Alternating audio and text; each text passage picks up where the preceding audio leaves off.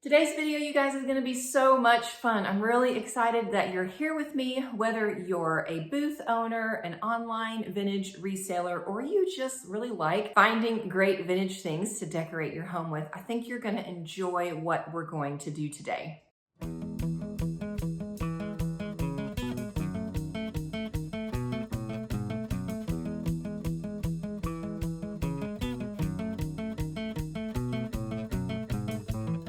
So I'm going to walk you guys through the process that I use when I'm pulling together some pretty vignettes to take pictures of for my business. And you may be wondering, why would you even need to take pictures of the stuff you're selling for your business if I'm just taking it right up to my booth?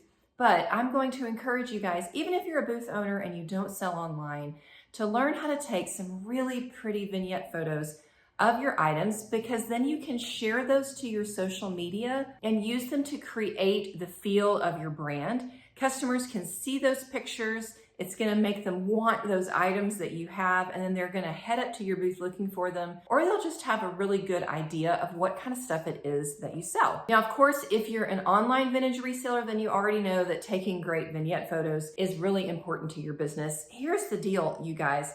You're not just selling the items, but you're selling kind of the feeling of this really great collected decor. Just like if you scroll through a Pottery Barn magazine or a Ballard Design magazines, they have a place in the middle where it's just individual shots of their items, but the rest of the magazine is staged rooms, right? So you can see the stuff together. That's what we're doing when we pull together these vignettes for our business photos. When we're trying to sell items, we're helping customers get an idea of how they could display this, and we're selling them that feeling, the feeling of that cottage charm or of that farmhouse style. That's going to make them want your items more. Now, if you're not a seller and you're thinking, Melanie, I don't sell my stuff, I just like cool old stuff, then these same principles you can use as you're pulling together vignettes in your home. Creating seasonal vignettes, or a vignette on a tabletop as you come into your front entryway, or maybe you have some bookshelves.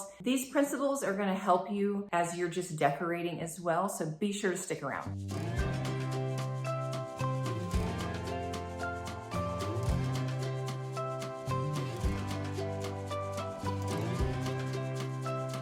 All right, step number one in this process is I went upstairs and I just brought down a bunch of the stuff that I have up in my inventory. I'm gonna try to pull together two different vignettes for you guys today. And the first thing that I do is I start looking for items that kind of make sense together. So that means you can pull together items based upon a color scheme, color patterns that you're seeing, or items that are kind of fun and kitschy, or items that have a cottage feel or a farmhouse feel or an elegant kind of glamorous feel. Things, again, that just seem like they kind of go together. The second thing to consider is you want items of various different sizes. If you can have some taller items, some smaller items, some items that could work as filler. It helps create a great vignette when you've got things of varying ranges in size. And the third thing I want you to consider is that, you guys, your vignettes, especially for photography, don't necessarily have to be realistic. In fact, you're gonna really want everything crammed together, things really, really full. Now, if you're taking this video and you're using these ideas to create vignettes in your booth space, I want you to remember that you need to do it a little bit differently. You need to make sure that every item in your vignette at your booth space can be easily reached by customers, that they can still see the price tag on it. If you've got stuff arranged in such a complicated way that, if they want this item, they have to move this item, and they're kind of afraid the whole thing is going to topple down, a lot of customers, you guys, are just going to keep walking. It may look beautiful, but it may not help you sell anything. So that's the beauty of doing vignettes for photography, is it can be a little less realistic. We can cram it all together, and it only has to stay together long enough for us to grab that pretty photo. Okay, so let's talk for just a second about lighting. Lighting is super important when you're taking pictures. It's one of the most important things that will help you get a really, really nice picture. As you can see, I'm here in my kitchen. I'm right next to a big kitchen window right here. And this is one of the places where I do my product photography. And as you saw, I just pushed the table up against the wall, and then I have a piece of beadboard that I just grabbed from Lowe's. It's actually scrap from the beadboard that we bought to redo our kitchen island, and I just keep it. And then I'm gonna keep the pretty wood of my table as the base for my photos. So you wanna look for a place in your house where you're getting some good natural light. And sometimes that's right here in my kitchen. I also have spaces in the front of my house and my entryway and in my office area, and they kind of get warm light. The light that comes in here is a little bit colder, and sometimes things just look a little bit better in warm light or cold light. But again, natural light is gonna make all the difference. So don't think that you have to have like a big fancy studio to pull this off, y'all. I just cleared off my kitchen table from breakfast, the kids ate and went to school, wiped it down, pushed it up against the wall. So much of photography, you guys, is just about smoke and mirrors. You just need a small little area. Heck, maybe you have great natural light in your bathroom and you can take a little table in there and set it up against the wall. That'll work fine. You don't need a large area to take these pictures. We're only gonna be working with an area of about this size. So it doesn't have to be a big room, but it does have to have good light.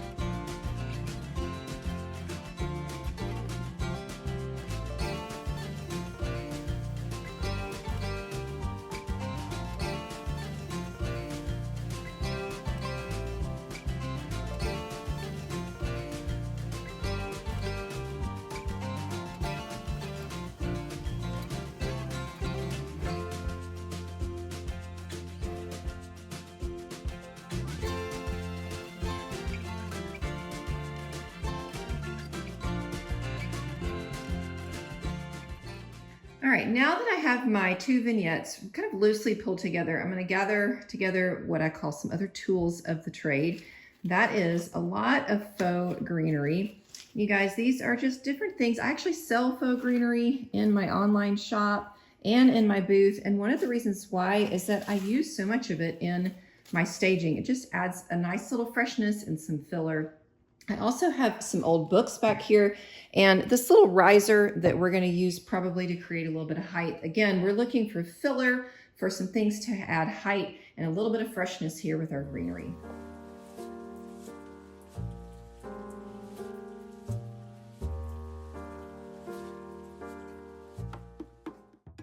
So a few things to keep in mind when you're working through this process yourself is you want to start with your larger items first. And you also kind of want to keep in mind the dimensions of the picture that you're trying to take. Because most of these photos for me are going on my social media, I'm trying to keep kind of a square display or a vertical display that will fit in a 4x3 photo. So that takes a little bit of adjusting. Sometimes you also want to vary height. That's why I've got that riser there in the back. And then once you have your large items in, you just start adding in your small little bits of filler. So right there, those inkwells went into the bowl. We try some flowers and some other bits of greenery. And then it's just a matter of fine-tuning, moving things around until you get the dimensions that you want, checking your camera to make sure everything fits how you want it to fit, and you get the look that you want.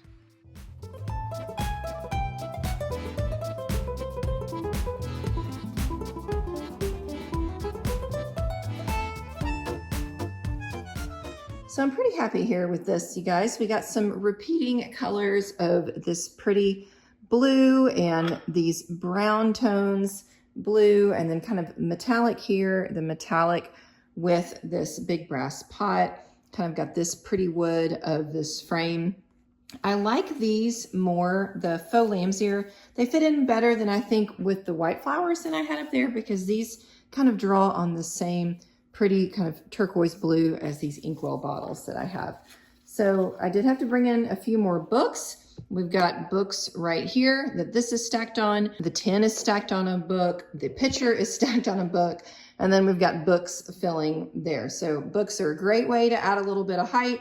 You don't really have to see them by the time you take your picture, but they just helped me elevate some of these items more so you could see them a little bit better.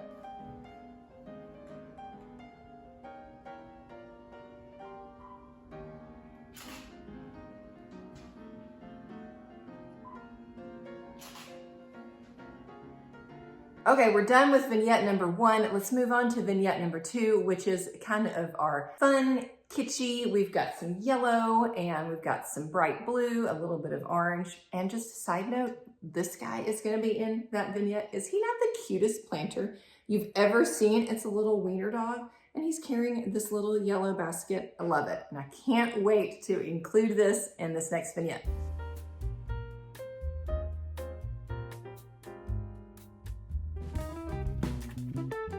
Same idea here, you guys, with this one. We start with our big focal point. I knew that I wanted that really cool pattern on the record box to be the focal point in this display. And then it's just a matter of fine-tuning and filling in those areas.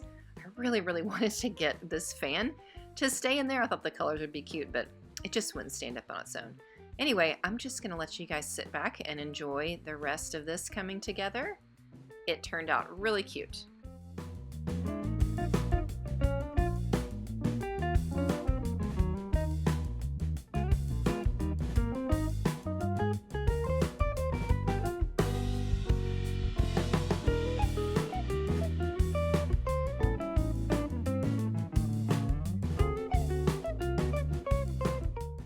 Okay, so this one turned out pretty cute too. The star back here is this old record box. I did stack it up on a couple more books you can see just to give it a little bit of height. And then we've got this level with these 2 vintage juice pitchers.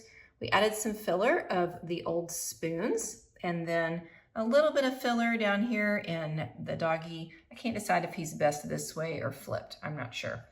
Then the 2 teapots, the inkwells down here is our front layer. And I tossed in this plant that I have to kind of fill in that corner, that little bit of greenery. So again, we've got our height, our different levels, our colors that kind of repeat, the yellows, the blues, and then we have our filler with the greenery and the spoons.